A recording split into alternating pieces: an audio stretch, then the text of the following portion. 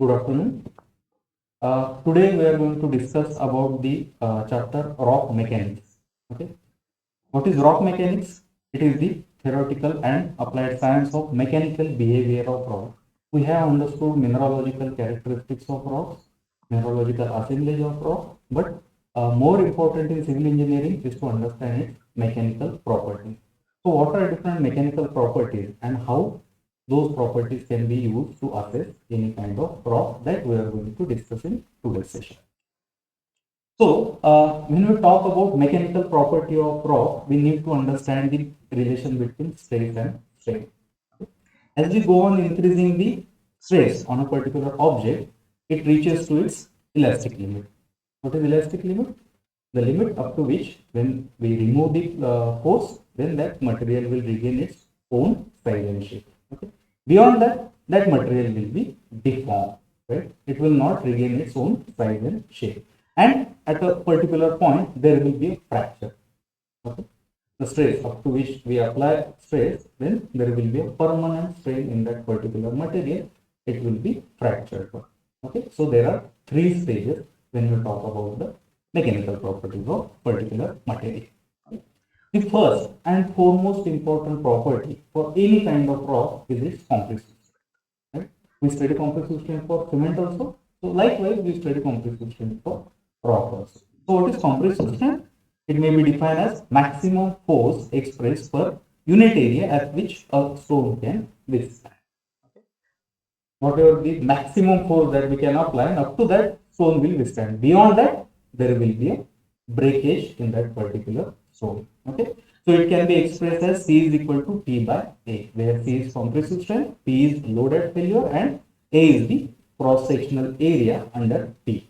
Okay. The area upon which we have applied pressure. This particular compressive strength is dependent upon various factors. How that rock is formed, what is its mineralogical assemblage, what are different structures are present, whether there are joints are present, whether there are some discontinuities are present. So, upon all these various factors, compressive strength is dependent. Okay. In general, when you talk about three types of rock, igneous, sedimentary, and metamorphic, the highest compressive strength that we observe in igneous rock. Then high grade metamorphic rock, and then sedimentary rock. So sedimentary rock are having least compressive strength, whereas igneous rocks such as granite and basalt, those are having high compressive strength. Okay. In case of metamorphic, high grade metamorphic rocks such as gneisses, those are tend to have high compressive strength. Okay. How we determine compressive strength? We can determine in two ways: uniaxial compressive strength and triaxial compressive strength. Uniaxial means we are applying strength on a particular one axis, vertical axis. Okay. In case of triaxial, we are applying force on all three axes of that particular specimen. You understood? Vertical axis and two horizontal axis. So we are applying strength on all three axes. So it becomes triaxial compressive strength.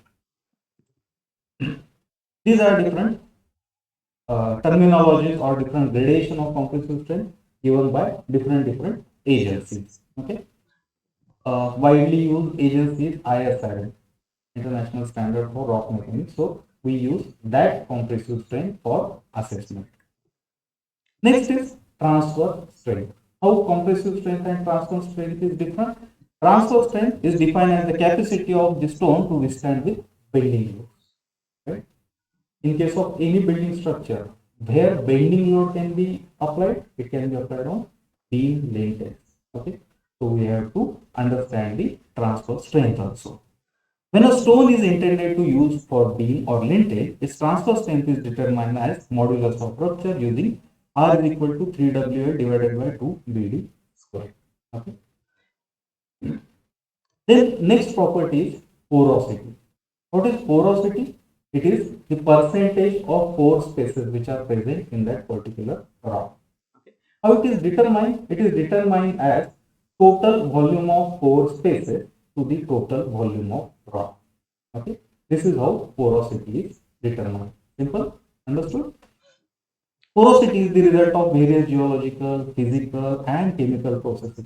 For example, in basalt, we have porosity, which is a primary porosity. When that basalt get consolidated, the vapors comes out from the surface and there are porosities which are developed. In case of sandstone, the porosity is developed when those sand grains get deposited, right? Whereas in case of basalt, there is secondary porosity. When there are fractures and joints are present, those are also contributing to porosity. So in basalt itself, if it is a vesicular basalt, it is having that primary porosity. But if it is jointed, vesicular plus jointed, it will be primary porosity as well as secondary porosity. So we have increased porosity. Okay. So this is how we have to determine the porosity. If you look at the percentage of porosity in different rocks, you can see that granite, basalt, quartzite tend to have high percentage, low percentage, whereas limestone is tend to have very high porosity. Why? Because limestone is consists of calcium carbonate, right? When water get flow into that particular limestone terrace, it will dissolve that calcium carbonate and there will be more pore spaces. Okay. Then permeability. Permeability of a rock is measure of its capacity for transmitting a fluid. What is porosity? It is pore spaces. Permeability, how many pore spaces are connected to each other so that fluid can flow from one location to another location, right? So, how porosity is determined? It is the total volume of pore spaces which are connected to each other to the total volume of rock. This is the major difference between porosity and permeability. According to Darcy's law, the quantity of flow through a cross-sectional area of rock can be calculated as Q is equal to KIA. Okay. What Darcy's law said is the flow from a particular medium is depend upon the hydraulic difference between two heads and inversely proportional to the distance between them. If I am having one well at this location and another well at this location, so flow of water from this well to that well, it will depend upon what? It will depend upon the hydraulic head, right? It is the elevation difference, right? And distance between them. Okay. This is how Darcy's law can be used for determining the permeability as well as hydraulic conductivity for groundwater. Now the density. All are aware about density. What is density? It is mass per unit volume. Okay. In a specific volume, how much is the mass? Right? Right? There are different substances. We have seen that some minerals are very having high density, some minerals are having very low density. Okay. So since a rock contains both grains and void spaces, openings, it is necessary to distinguish between different types of density. What density we want to calculate. So there are different types of densities: bulk density, saturated density, okay, dry density. These different densities we can calculate, we can determine. Okay. Next is wave velocity. Velocity of elastic waves, right? Whenever there is earthquake, it tends to release some sort of energy, and that energy gets propagated in the form of seismic. Okay. Another name for seismic waves is elastic waves. Okay. They propagate through that particular medium. So we have to understand wave velocity of different rocks. Why? Because some rocks tend to have high velocity. They will transmit energy very fast. Whereas some rocks, they will transmit energy very slow. Okay. To transmit this elastic wave from a medium, that medium tends to have more compact.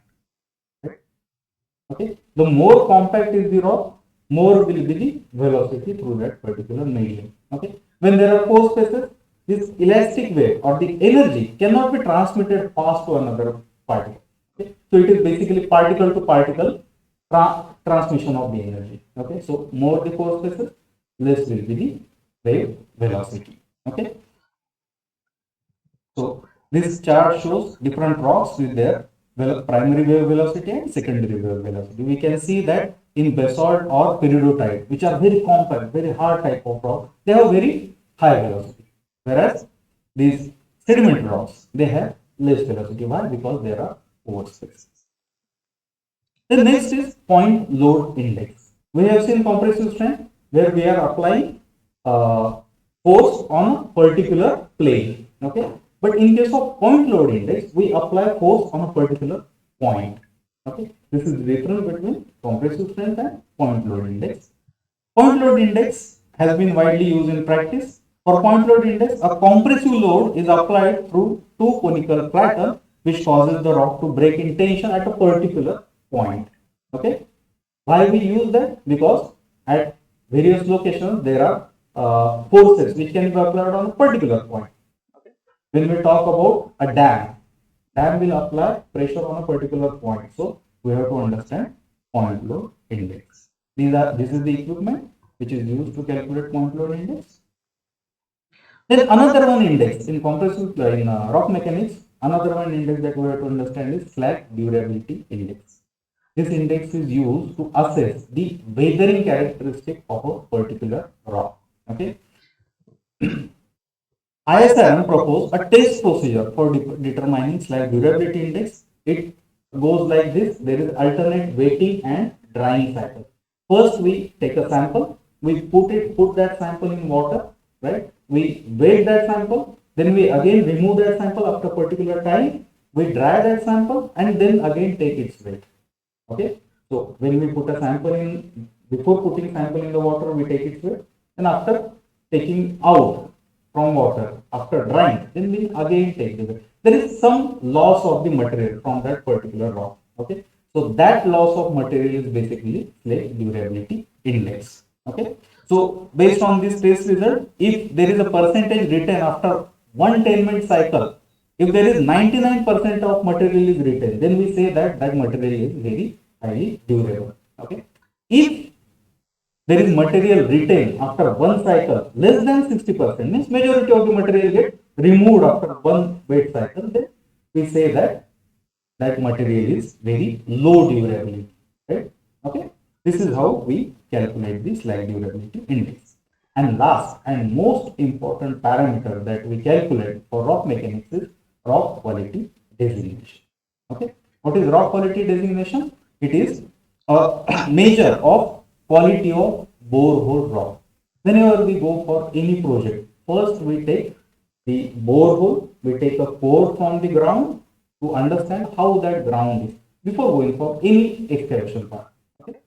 So how it is determined? It is determined as the amount of or count of core pieces which are having length more than 10 centimeter divided by total core run into 100.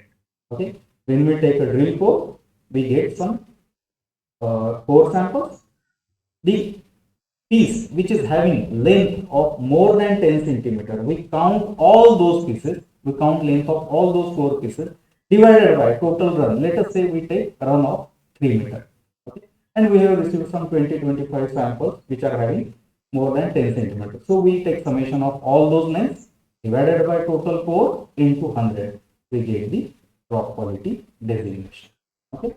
By calculating these core pieces, we have to understand whether those joints or whether those pieces are developed due to natural process or those are due to mechanical action. When we go on drilling, it may be possible that some pieces get fractured due to the jerking which is given by the drilling. Okay. So if the breakage surface is very fresh, then we can understand, yes, this is the mechanical breakage. So if there are mechanical breakage and piece is less than 10 centimeter, that also we have to count for RQD. Okay, right? So this is the most important parameter, the first parameter that you have to understand when you go for any project. Okay, so have you understood all the parameters? Any questions? So what is the difference between porosity and permeability? Yes.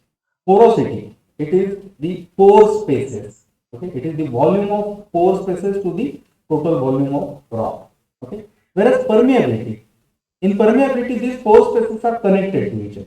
Okay, if you take one sample which is having porosity, high porosity, if you pour the water, but that water will store in that pore only, it will not go from this pore to that. In case of permeability, these pores are connected. So if you put water here, it will flow to another pore. Okay. So in short, in context of groundwater, we understand permeability. If permeability is more, then there will be that aquifer will be more having more potential. Okay. So why will velocity different in different rocks? Yeah. The same reason. if there is more porosity, then we can assume one thing. Whenever we unload any material from a truck, what we do, we take one bag, one by one, okay, and there are workers which are lined up, okay. One worker will take that bag, it will give to another, that will give to another, and it will eventually place to another side, okay. What happens if we remove 3 4 person in between? It will delay the movement of bag from truck to loading point. It gets delayed. Why? There is a gap. That same situation happens with the wave velocity, right? It has to have some medium to travel. If there is no medium, it cannot travel, and therefore your wave velocity gets reduced. Therefore, different materials having different porosity, there will be different wave velocity.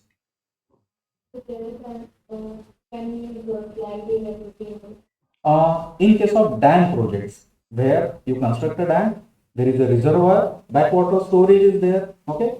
The continuous rise and fall of this backwater storage, there will be erosion of the catchment of that particular dam, okay? If there is rock which is having very less durability, it may be possible that it will go on sediment discharging, and eventually there will be silting in your dam. So slag durability index is essentially used in dam projects. Okay? Okay. Thank you, sir. Thank you. Thank you.